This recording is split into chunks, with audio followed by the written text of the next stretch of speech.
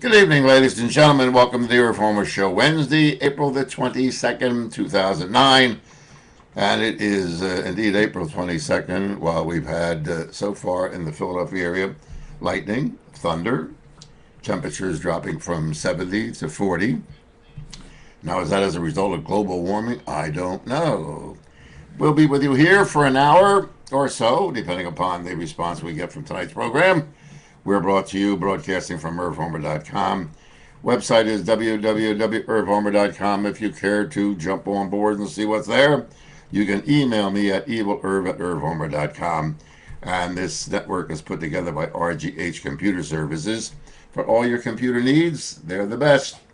Simply call them if you have a computer problem at 215-322-8685. 215-322-8685. If you're just joining us, welcome. If you're a former listener and a caller and viewer, welcome to you. This program is dedicated to NBS, no bull, you know what.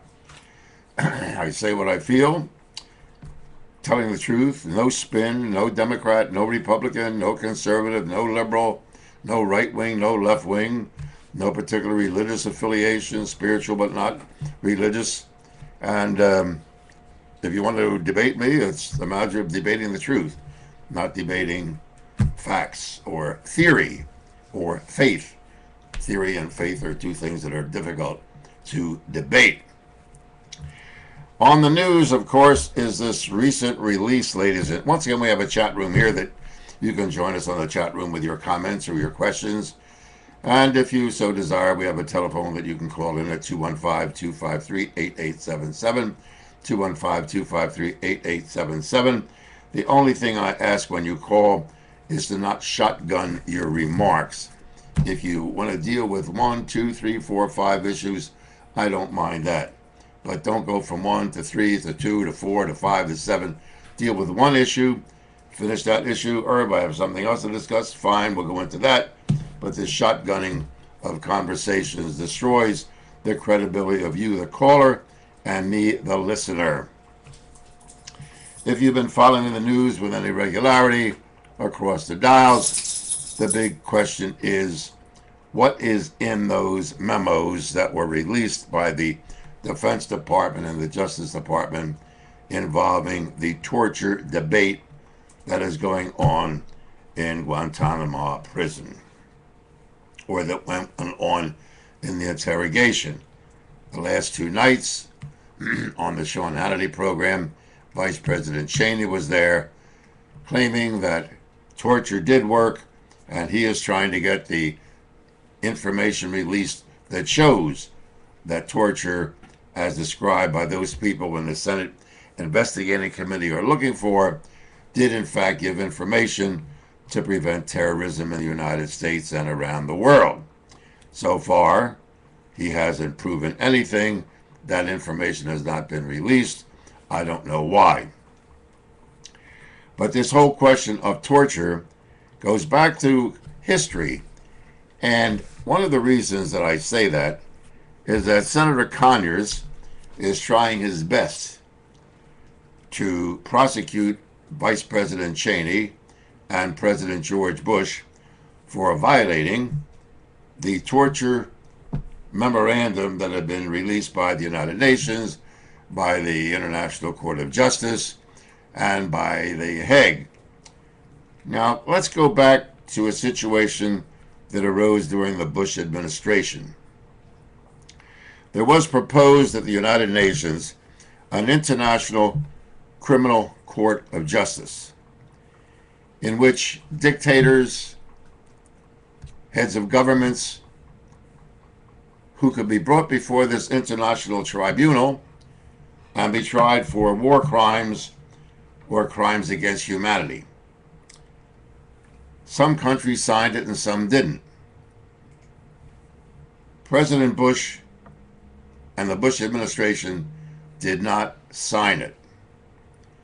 I have copies of the court, the International Criminal Court, that requires a tremendous amount of proof before anyone can be brought before that court. Irrevertible truth, that proof, evidence, witnessing, the whole 9 yards. That would be taken and shown to the world that this administration, that administration, this dictator, that president, this prime minister, this sheik, did in fact commit genocide against its people and did not adhere to the Geneva Convention rules of torture. We did not sign that. We are not a signatory to it. Strong possibility that maybe President Obama will sign it. I don't know. I do fault the Bush and whatever happened to Donald Rumsfeld, folks? Remember Rummy, as he was known as by Laura Ingraham and Ann Coulter and that ilk? It was always Rummy said this and Rummy. Remember Donald Rumsfeld? Whatever happened to him and all of that cabal in the Bush administration? Now, I, as you do, want terrorists to be caught, prosecuted, to prevent future terrorist attacks, and to pay for the damage that's already been done. But if you break the law, you break the law. And if the former president of the United States broke the law, and the vice president, and Donald Rumsfeld, Melvin Laird, broke the law, they should be prosecuted. Now, there's always a possibility that if in fact it is found that Dick Cheney, the vice president, George Bush, the president, Donald Rumsfeld, Secretary of Defense, Melvin Laird, there's always a possibility that the President Obama, could in fact pardon them. You must remember that Gerald Ford pardoned Richard Nixon, not only for the crimes of Watergate, but for any future crime that may be discovered after he left office. So that gave President Nixon, ladies and gentlemen, total and complete immunity from any possibility of any crimes that he may have committed while he was president. President Obama could do the same thing if in fact it is proven that President Bush, Dick Cheney, Donald Rumsfeld, Pearl were all complicit in knowing that torture was the way to get information from Guantanamo prisoners. Could be censored, but he has the power to pardon them. Now, President Obama has been waffling on this, and I don't know why. But get it out in the open. And if you recall last week, I played that tape from the Canadian who many years ago said one thing about America: it airs its dirty linen in public. And that is what made us free. It is the cover-up of Watergate. It was the cover-up of Bill Clinton. It will be the cover-up of the Bush administration, in my opinion, that will cause more harm to the credibility of the United States than if they openly admit it. I say that the Bush administration, after 9/11, was about the stupidest administration that this country ever saw. This was a new, and I'll tell you what should have been done. Having done it in my own life in the past, I cannot see why people such as presidents, vice presidents, people with such genius as we elect to the Senate, we elect them to Congress, we elect them as presidents, vice presidents, why they don't know it. In light of the fact that 9/11 took place, America being attacked on its homeland, basically for the first time in world history, where we suffered 3,000 dead in continental United States. Of course, we lost people in Pearl Harbor, which was not United States territory per se. President Bush waited 8 minutes before he made any comment. They didn't know what happened, didn't know where the planes came from, had no idea who they were. A simple comment, instead of the cowboy from Texas getting on television, let's get him, bring him on, If you ain't with us, you're against us. The axis of evil. And all that other crap. A diplomat, a statesman, a president who has some intelligence, a vice president who is not committed to the oil companies, would have made a declarative statement and would have been forgiven of this alleged torture that took place. The same as Richard Nixon, had he not tried to cover up Watergate and say, listen, folks, the committee to re-elect me screwed up and they broke into Watergate. I'll take the responsibility for it, find out who's guilty of it, and we'll prosecute them. Same as Bill Clinton. Had he said, yeah, I got a header in the White House. What's it your business? It's the cover-up that kills these stupid politicians, and it goes on and on and over and over and over. Pelosi's now guilty of something. Jane Harman is allegedly guilty of something. And it goes on, and still they try to cover it up.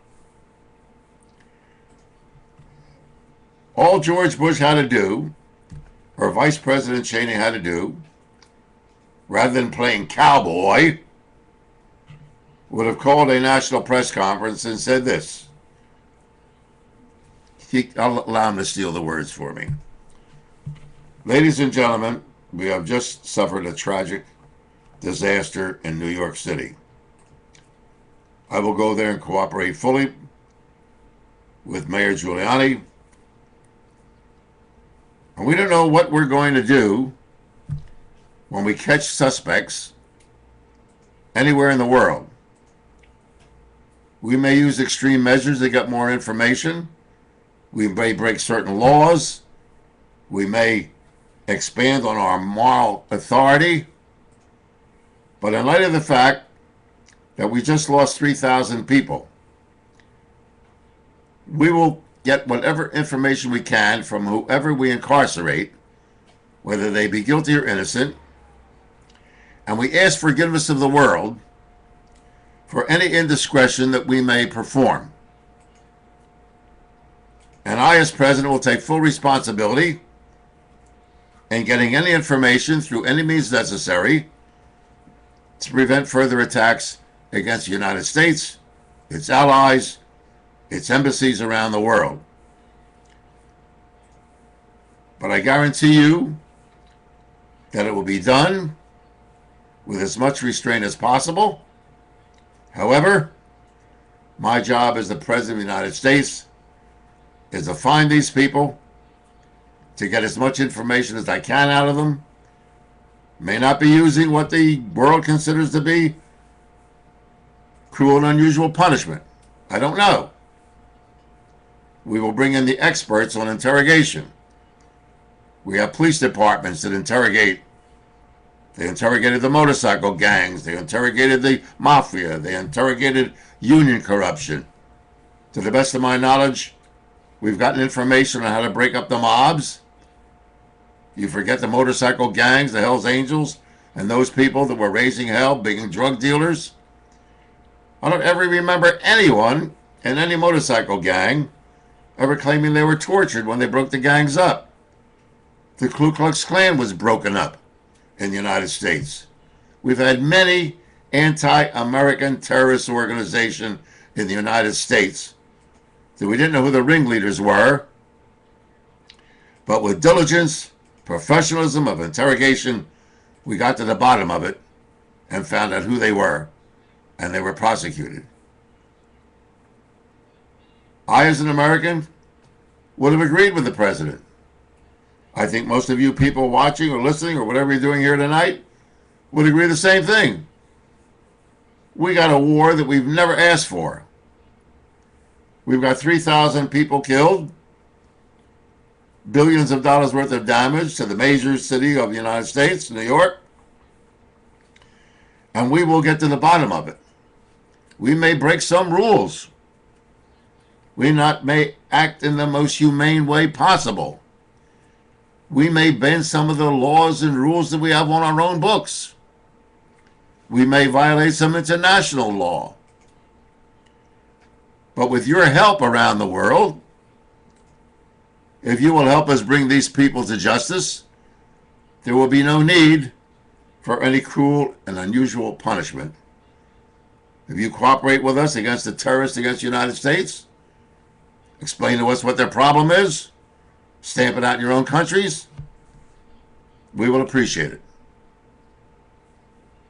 And now to the business at hand, ladies and gentlemen, and that is to find out who did it.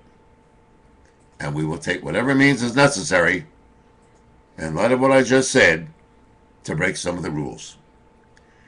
Now, even those people who are opposed to President Bush, those people who are now screaming and yelling, I think would have agreed with me just now that that would have been the sensible, statesmanlike statement to make. And instead of becoming an adversary to the United States, maybe we could have hit one person around the world to give us assistance. Not to lie, not to act like a cowboy, not to be a tough guy. Because, ladies and gentlemen, I don't care how tough you are. And I know some tough guys in my life. There's always somebody tougher. Apparently, the Bush administration never learned from the riots in America. I know Frank Rizzo never learned when he was mayor of Philadelphia, when he confronted the MOVE organization, when he confronted the Black Panthers. They weren't afraid of Frank. He couldn't figure that out. I'm the toughest, meanest cop. I'm the toughest, meanest commissioner. I'm the toughest guy in the block. And these people aren't afraid of me. What's wrong?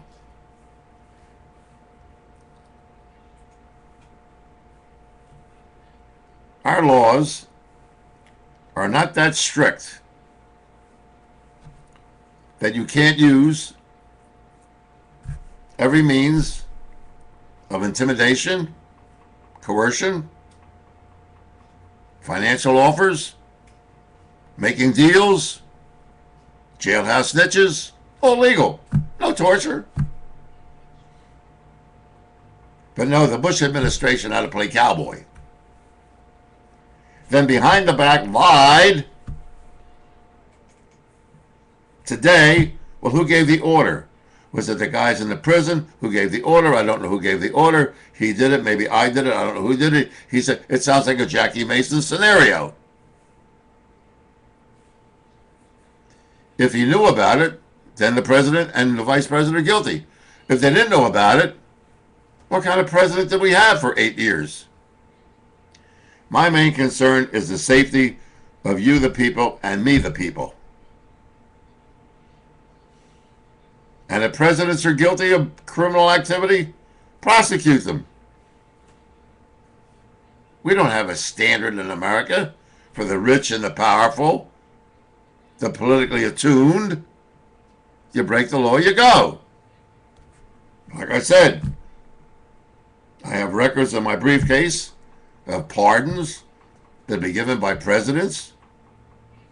George Bush's father gave, I think, 72 pardons his last day in office. President Clinton did. This president did too. Do you know how many people President Bush cleared? Well, get the record. It's there. So all of this debate of what's torture and what isn't torture, nobody knows what torture is, by definition. But instead of being a horse's patoot, like the Bush administration and Cheney is, they lie, they cover it up. I don't know what happened. It could have happened. Maybe it didn't happen. The problem with Boobas America is that the rest of the world knew what was going on. There are no secrets in the international field of spying. They knew what was going on in Guantanamo Bay. And information that has been made available to me, there are about 3,000 Cuban employees at Guantanamo Bay. Did you know that? They come in, they're Cubans. They work there. Guantanamo Bay receives its water from the Cuban Water Authority. It doesn't have a separate water system. There have been disclosed in Guantanamo Bay prison any number of bugs, monitoring devices, electronic devices, satellites, spying on what goes on in Guantanamo Bay. Information that has not been confirmed by me is that information has leaked out of Cuba to the Obama administration that there have been, in fact, bugs planted in Guantanamo Bay. In the construction, drive-bys, satellites, you name it. So there's no secrets, ladies and gentlemen. None whatsoever. The average person doesn't give a rat's ass. The average person doesn't even know where the hell the World Trade Center is. If you listen to these on-the-street interviews of people, I would say about 90% of the American people are totally, completely clueless as to what the hell goes on. And so while the bloviators make a big thing out of this torture thing, the average person don't give a rat's ass. Am I right? Especially now. The average person don't give a damn if the guy up the street is losing his house. Do you care, ladies and gentlemen, if this guy Kellerman from Freddie Mac hung himself last night? I don't give a damn. Ain't me. We've adopted a society in America today that as long as it ain't me or mine, I don't care. Right? Tell me I'm wrong. Oh, you can yell and scream and jump up and down and do a war whoop about how bad. The only ones that are getting excited about anything are the bloviators on talk radio and talk television. But I speak to people on a daily basis. They don't have a clue as to what the hell is going on and don't care. Our telephone number, 215-253-8877. Your comments on the chat room are welcome. Today, ladies and gentlemen, is the 4th anniversary, and I'll pose a trivia question to you. 4 years ago today, something happened that all of America knew about, found out about. And yet, I heard nothing about it on radio or television. Yet 4 years ago, it was major headlines in the New York Times, ABC, NBC, CBS, even the bloviators talked about it. But never mentioned the whole story, as Paul Harvey used to say. It was mentioned on ESPN, but not the in-depth story of what happened 4 years ago. And I'll bet you, I don't know how many people are watching, 10 people, 5 people, 2 people, I don't know how many of you are watching, but I'll bet you don't know what the hell happened 4 years ago. Chat room's open, the phone line's open. So I said, and I consider the people that listen to this program or watch program are better informed and more diverse in knowing what's going on than those on the, quote, bloviator stations. You don't know.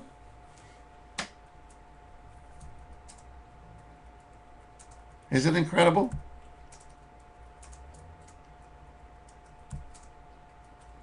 Yeah, what the hell? Put them on.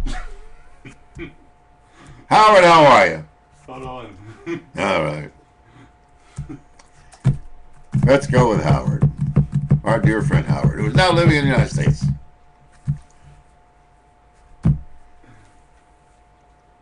Hello. He has to call still. He has to what? He has to call. That's picking up his phone and I dialing the see. phone Okay. number. He was asking if you were ready for him yet. Oh, yes. Howard, we're always ready for you. So what happened 4 years ago today, folks, that made national headlines? I know, I cheated, I know. Well, you know, because we spoke about it today. Yeah. Great America. There ain't no hope, folks. There ain't no hope. Oh, we got someone who's answered. They answered right. They answered right? Yeah. Okay. Congratulations to them. How in depth was the answer, Ron? Pretty in depth? Don't read it. Pretty well in depth? Here, I'll pop it in. All right, pop it up on the chat room here. What happened 4 years ago, folks? Hold on, Howard. Yeah, well, there is no hope. Hold on. Yeah, but I mean more than that. Yeah, okay, yeah, it was more than that, but Well, that was the start of it. Well, that's the start of it. Howard, how are you? The program's yours. Shoot the works, kid. You know, I'm annoyed as usual, but I want to tie some things together. Yeah, please. You know, but do it in some type of order so you don't shotgun your conversation, please. Yeah, I'm going to do exactly that. Okay. I was told by a friend of mine that when I bring up the 911 issue that I lose a lot of people, or people think I'm a kook. In fact, my friend told me that some of the things that I say are kooky, but he finds out that as he waits long enough, the kooky things that I talk about become true. Well, so the public knows, Howard says the United States government blew up the World Trade Center. Actually, I'm going to back off of that statement. I'm going to say that the United States government is complicit in the cover-up. I don't know that they did it, and I couldn't know that they did it. The only thing that I can say that I know firsthand is the math and physics of it, and that is that the buildings fell too fast, and there's no other explanation for how they fell other than to demolish them with a controlled demolition. I'm still waiting for someone to tell me something different. But well, if you so wait, let's have a dialogue here. Don't sure. do it.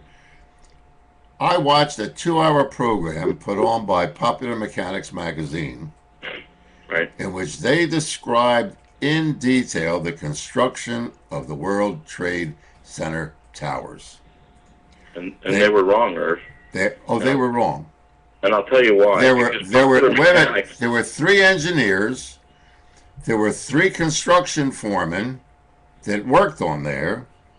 Right. They explained specifically the construction, the ability of it to withstand earthquakes, the ability of it to stand, I think, a 3-foot sway. They went into the entire thing, showed exactly how the heat of those planes destroyed the center frame of the World Trade Center towers and how it completely collapsed around it.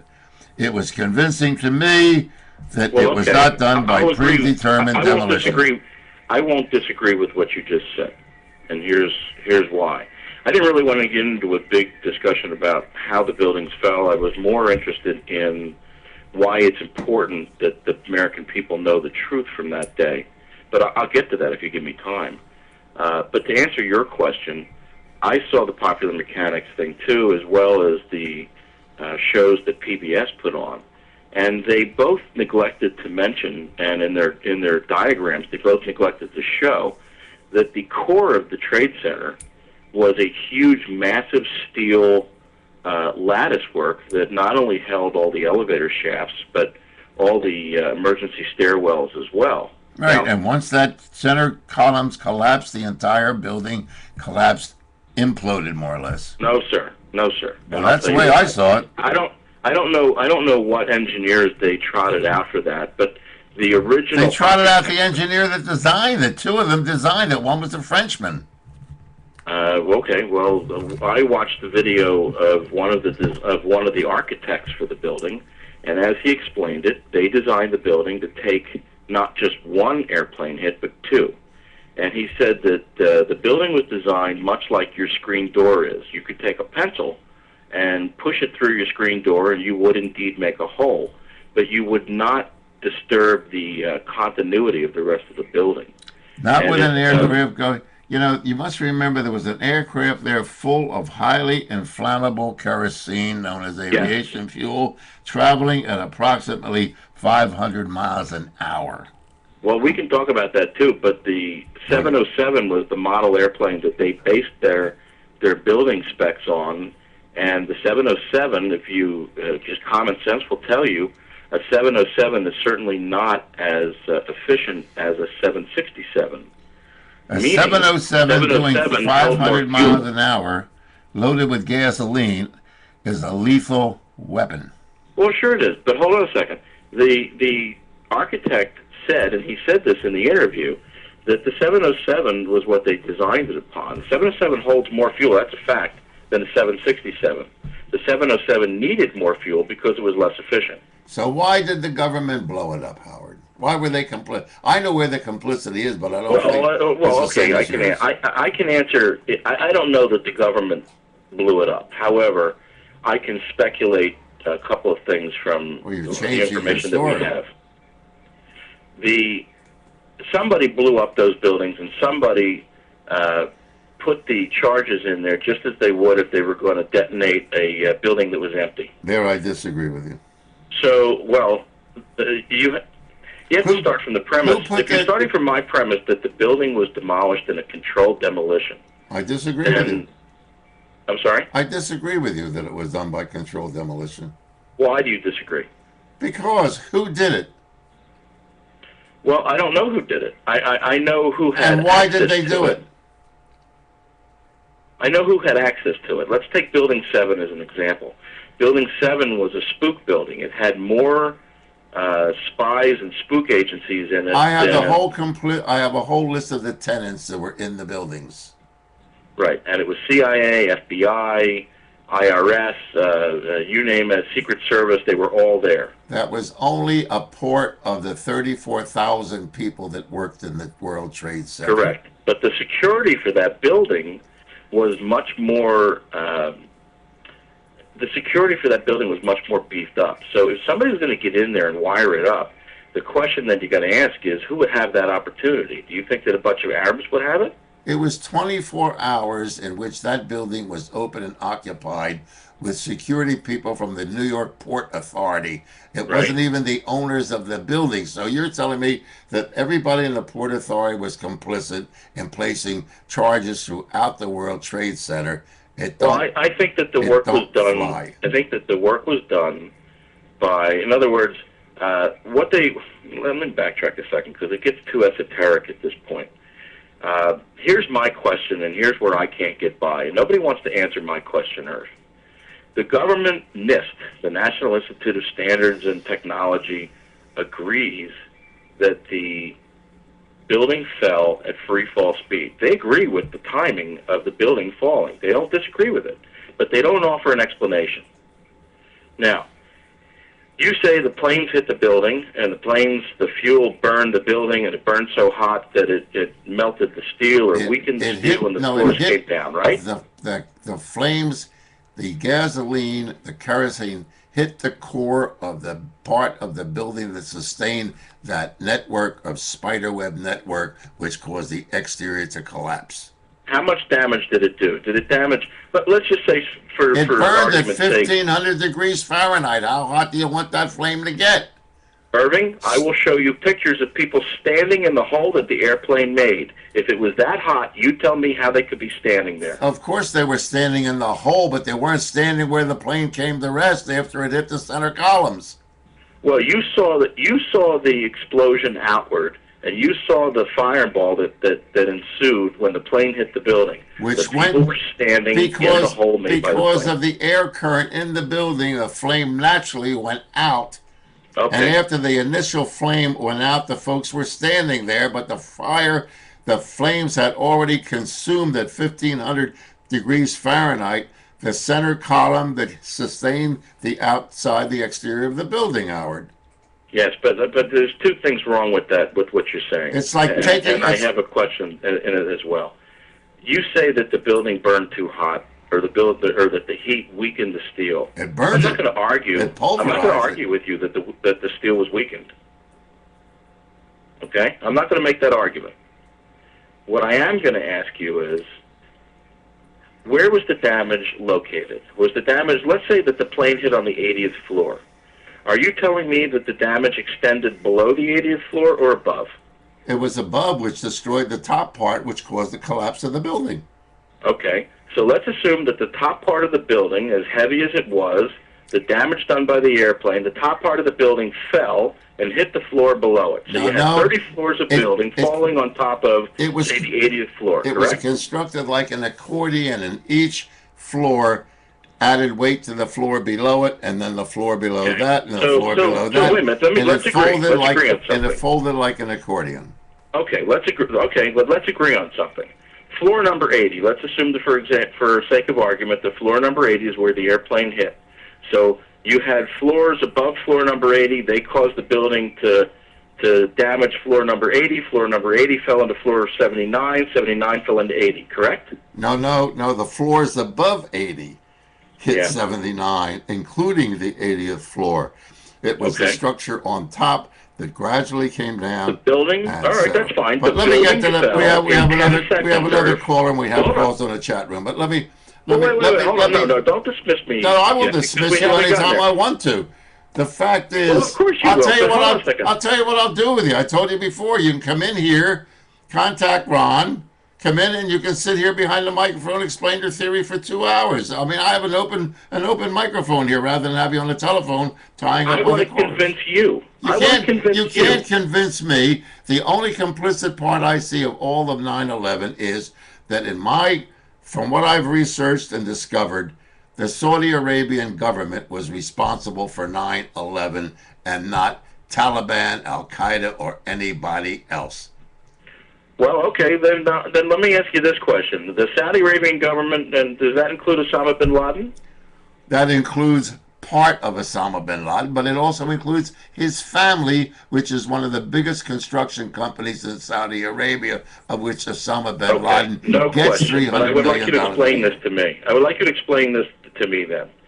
I remember Bush standing in front of the Congress telling the Congress that it was Osama bin Laden that was behind the World Trade Center damage. I remember Condoleezza Rice saying the same thing, so did Colin Powell. Well, I don't blame them. They were their buddies. They're all buddies. Hold on, wait a minute. Here's my question for you. What? You're sitting in front of a computer. Ron's sitting in front of a computer. Go to www.fbi.gov. Go to the first page. Go to the bottom right of the page and go to the most wanted terrorists. And then bring up Osama bin Laden. And tell me what Osama bin Laden is wanted for by the FBI. And you will not find one mention of 911. You will find him bombing embassies in Dar es Salaam, in Tanzania, but you will find nothing about 911. If George Bush and Condoleezza Rice and Colin Powell all stood there and told the American people over and over and over again, Osama bin Laden, Osama bin Laden, why in the hell doesn't the FBI have him listed as having anything to do with 9/11? Well, I agree with you that they lied through their teeth. They knew it. In my opinion, the Wahhabi militant sect of Islam is the thing that the Saudi Arabia government is afraid of. Therefore, Saudi Arabia, with the urging of Osama bin Laden, wanted them to be state-sponsored terrorism that got the Saudi family off the hook. The Wahhabis, who are still owning and controlling the religious movement in Saudi Arabia, allows the Shah and the sheiks and all these other guys to stay there, or they would overthrow them. And Osama bin Laden is the bad guy by definition of George Bush, Condoleezza Rice, and Colin Powell. The man is, of course they lied.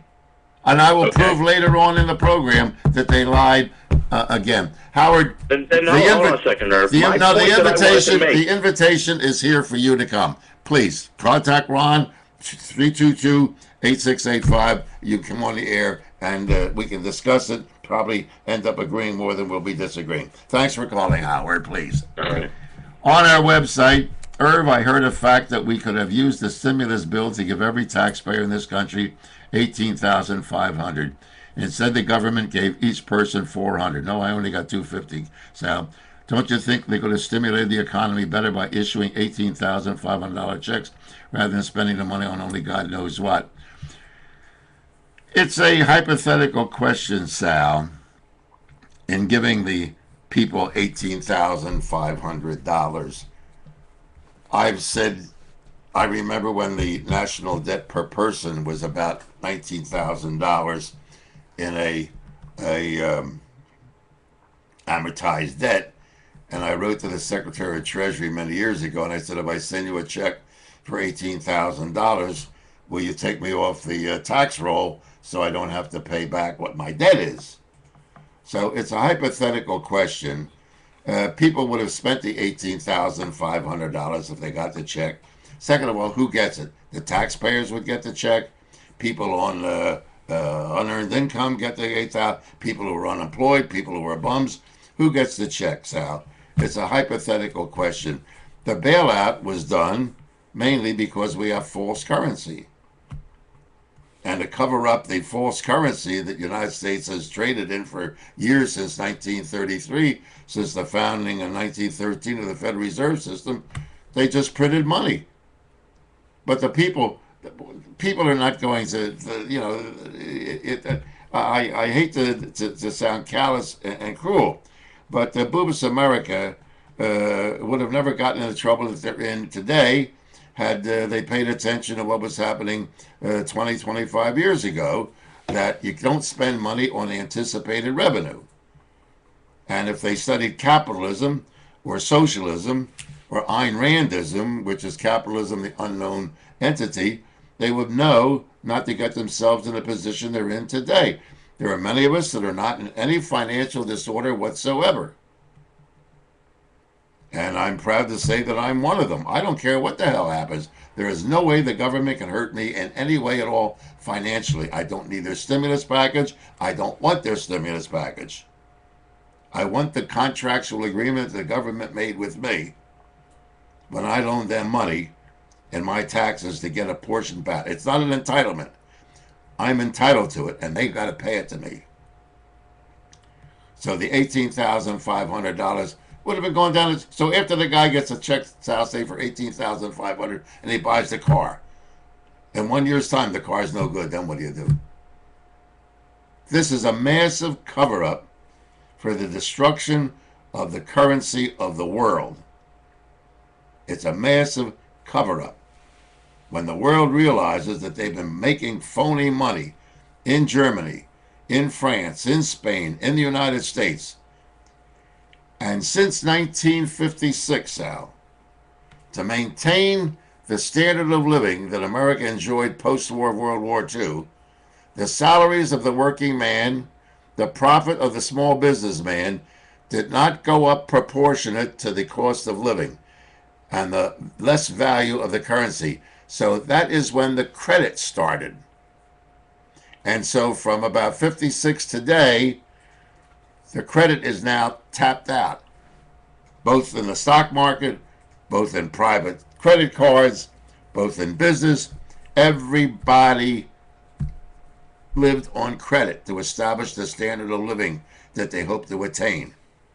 Well, now, if the wages are this way and the credit goes this way, you would assume that the income of small businessmen would go up proportionate to the amount of cost of living. COLA went that high and the wages went this way. And so to maintain a standard of living, it was necessary to establish these credit laws. Well, now, how far can you go and borrow money? Business borrowed money, General Motors borrowed money, they all borrowed money, they expanded. You just had a big builder in, where was it, right up here in Bucks County somewhere, that just went belly up. And people were on, I gave them $25,000, they gave them $30,000, they got a half a house, what are they going to do? Where'd the money go? It was false money to begin with. When you create money, Sal, out of thin air, it disappears in thin air. I've been talking about that for 30 years on radio. And nobody pays attention. Common sense dictates that when some idiot in government says the dollar is only worth 65 cents, the average Boobas American doesn't know what the hell the person is talking about. When Richard Nixon made a statement in I forget the year exactly, but he made a statement that we now have a full employment budget, and these nitwit Democrats and Republicans were sitting at the State of the Union message and they were applauding. And I said to my wife, you know what that son of a bitch just said? And these idiots are applauding? Unemployment at that time was about 4.9%, which meant that he was passed a budget, a full employment budget, that meant that those 4.9% of people who were out of work were paying taxes. And these idiots applauded it. And Sylvia Porter, who wrote the financial news for the New York Times, was my guest on the air. And I asked her, Sylvia, I says, I'm outraged. She said, so am I, but how do you get through to that nitwit Congress and the nitwit public? There's no way to help. And the previous caller, Howard, is the same way that I feel. There's no help for boobas. See, there's no law against being stupid. And when people make stupid statements like that I passed a full employment budget, and people applaud,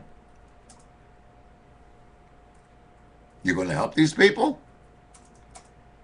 You're going to help these people when some idiot says the dollar is only worth 65 cents? The hell does that mean? Guy says, give me another six-pack. I'm going to the ball game. Sal, my frustration level at this point is about reached its peak with stupidity. And I see it day after day after day. It's unbelievable. Irv, what do you think is behind this man's killing himself? Do you think he was worried about going to jail? I really don't give a rat's ass about Kellerman and the head of the Freddie Mac. The hell do I care whether he killed himself? He lost $1 million. Who cares? Probably so. Maybe he was worried about going to jail. Maybe he's going to go to hell instead. Maybe he had a fight with his wife. Maybe he had syphilis. How the hell do I know why he killed himself? I think he did the smart thing because he's a coward. The man is a coward. Now they're going to have a big investigation to find out what he did. He was a wonderful man, a great father. There was no love about it. Who cares? People worry about things that they can't change. All I can say is there'll be another guy to take his place. Don't worry about this guy that hung himself, because there's going to be a lot more. In fact, on the news tonight, there were 4 others that knocked themselves off so far. You remember during the, well, see, you don't remember, you probably never read history.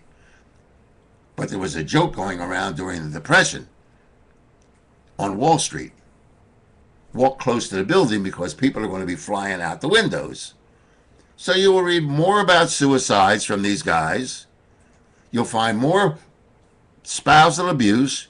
You'll find more kids getting a living shit kicked out of them. You'll find more women hooking in motels, like was just discovered in Bucks County, where a 7-year-old kid was locked in the bathroom while the mother was having sex outside to make a living. Instead of saying, why would this woman, how desperate was this woman to be a hooker in a motel in Bucks County that she had to put her 7-year-old kid in the bathroom while she was getting laid in the bed? Let's put her in jail and we'll take that kid away from her for child abuse. But does society ever say how many women are like that? Selling their bodies to feed their kids or to feed their drug habit? Nah, lock her up and put her in jail and take that kid away from her. Irv, I believe that the Bush administration and the U.S. intelligence community knew the 9/11 attacks were coming, used it as a catalyst to create the war on terror to expand the power of the government, destroying the rights of the individual citizen. I disagree, Dan. I disagree, and I'll tell you why.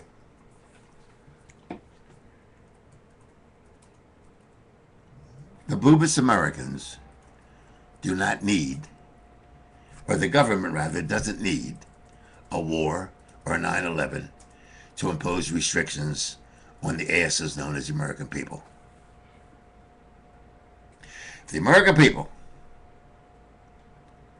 are willing to give up smoking because government wants you to. If the American people are willing to put on seatbelts instead of driving responsible because the government wants it, the government doesn't need anything to impose restrictions. If the American people, instead of waving their stupid flags on April the 15th, would say the government, screw you, I'm not paying my taxes this year, it would make an impression on the government. But governments don't need any excuses whatsoever, my dear friend, to take your rights away from you, because most people are willing to give up their rights for security. So I disagree with you there, my dear friend. Irv, how is killing the people from MOVE with C4 any different from killing the people in the Middle East with depleted uranium tips on their weapons? You're right. Both are terrorists, in my opinion. Well, my dear friend, that is probably the reason that President Bush did not want to sign the International Criminal Court that was established by the United Nations. Now, the United Nations got many problems of corruption and clumsiness and bureaucracy, but it is a gesture where there were the Nuremberg trials, there were trials against the guy in Serbia and Bosnia, trials against the guy in Yugoslavia, that puts a certain fear into some dictators' minds. But as far as the MOVE people with C4, the people of Philadelphia allowed the mayor, Wilson Good, police commissioner, fire commissioner, to burn down 61 homes, inhabited homes that were pretty nice. Drop a bomb at 6221 Osage Avenue and burn 11 people to death and got reelected. And it cost the city of Philadelphia thousands of dollars because they gave the rebuilding of the 61 homes to a corrupt contractor who ended up in jail at the tune of $145,000 a house. They could have been rebuilt for about $60,000 a home. And the idiots of Philadelphia reelected him the mayor. Now, how are you going to charge that guy with terrorism when you got that type of doofus right here in the city of Philadelphia? Well, them MOVE people were crazy. Them MOVE people were just, they were burnt to death. Now, how do you think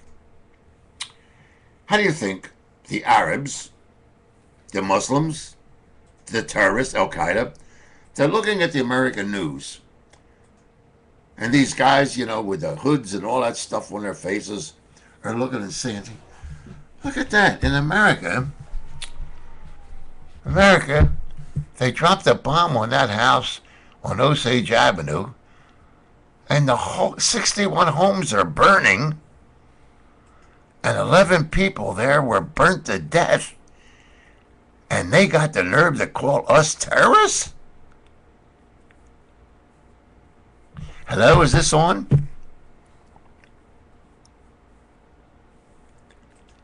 Look at the United States from the rest of the world's view. Talk to this nut Cheney who lied through his teeth on Hannity's program, and Hannity didn't ask him the questions he should have asked him. Think about it. If you saw that in Russia, you saw that in Cuba, that guy in Cuba, if you saw Cuba where the Fidel Castro dropped a bomb on 61 homes in Havana and burnt 11 people to death, you'd say, that dictator son of a bitch in Cuba, look at him. Look at that guy. No wonder we hate that bastard in Cuba. Right, guys? No wonder we hate him.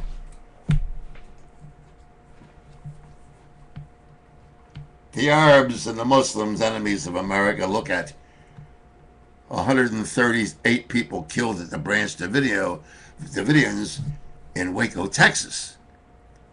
where they took a tank, an army tank, and ran it through the side of the building, knowing there were about 60 kids in there. Now, I love this country. I fought for this country. I'd fight it again. But America, the Constitution, the national anthem, is not the people that run the government. I will fight for the principles of this country, the freedom that we all have,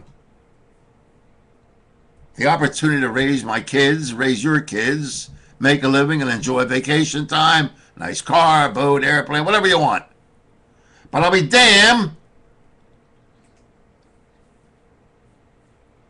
if these bastards in Washington that have represented us over the years are going to get away with what they've gotten away with. The confiscation of your wages every week out of your pay, and you do it gladly. Oh, here, Mr. President, liberal, conservative, Democrat, Republican, here's my money each week. I know that you don't trust me at the end of the year, so you can take it each week, and you can do whatever you want with it. So you take a flag and wave it on April the 15th. A bunch of horses' asses and these guys on radio. Aren't they brave Americans? They waved the flag and they had a tea party. And when they got their pay this Friday, or last Friday rather, they had the government taking that pay that check right out of their pay, didn't they? So they could take the tea bag and shove it where the sun don't shine. Cut me a break, will you please? As I said, I'll fight for the principles of this country, but I wouldn't fight for them bastards in Washington. They want to fight, let them go fight. The laws they pass, the confiscatory taxes. Don't you realize the government doesn't trust you to pay your taxes at the end of the year?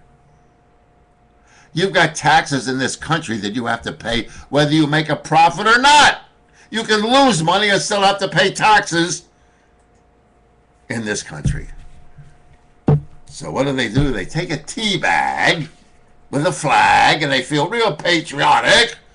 A great demonstration was held in America on April the 15th, one of the biggest demonstrations in the history of our country.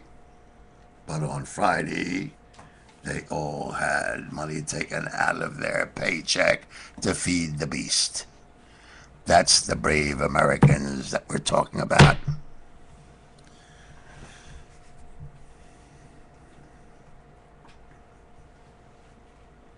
Do I sound frustrated? I'm not frustrated. Just merely trying to make a point about the bullshit, not only from the government, from the mass of people who piss and moan and will do absolutely nothing to change it.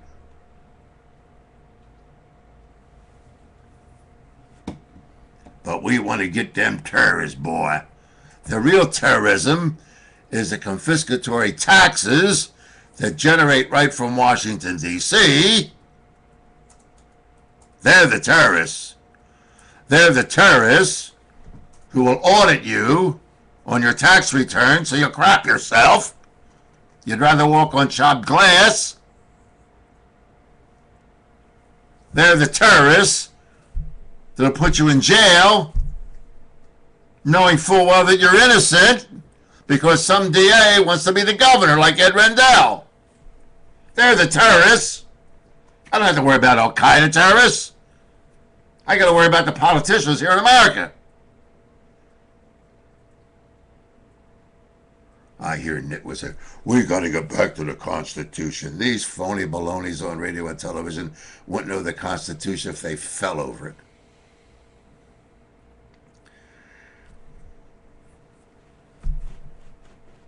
Today, ladies and gentlemen, is the 4th anniversary of a man by the name of Pat Tillman. Does that name ring a bell?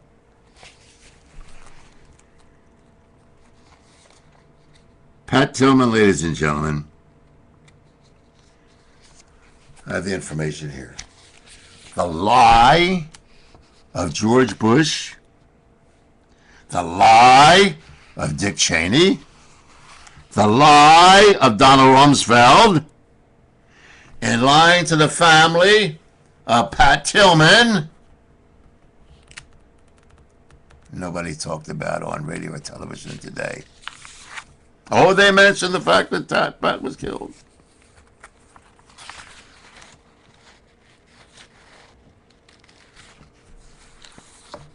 Friday night we'll have Valerie Morris on here. Go to your website and get some documents on the death of Pat Tillman. I won't bother going into it tonight. Guy was a National Football League star, turned down $4 million in a contract so he could go and fight for this country. I'll make it real brief. He got killed we killed him. Friendly fire, it's called. But what did that liar Bush, the liar Cheney, the liar General Abizad, and the whole chain of command do? They lied about how he died until his family insisted on knowing how their son got killed. And then they found the cover-up of the Bush administration, lies, deceit, to promote the Iraq-Afghan war. They gave him a Silver Star. They made a big hero out of him until the family said, there's something wrong here. My son did not die the way Bush said he died, and I'm going to find out what it is. And here's all the evidence that the lying ex-president, the lying ex-vice president, the liar Colin Powell, the liar Condoleezza Rice, the liar Donald Rumsfeld, who you never hear from anymore on Hannity or Combs or any of them other nitwit programs, will admit the cover-up that this government was responsible for and the death of a real hero killed by us. Cover-up of the bullets that entered Tillman's body. The fact that the day after Tillman's body was turned over to the Defense Department, they burned his clothes so there would be no evidence as to how he was killed. The autopsy that was formed where the records were changed. The investigation demanded by his mother, his father, and his brother, who served 3 years in Afghanistan, and the liar who was on the investigating committee, none other than that brave hero that the Republicans wanted for President of the United States, John McCain, part of the cover-up of the death of Pat Tillman. Good night.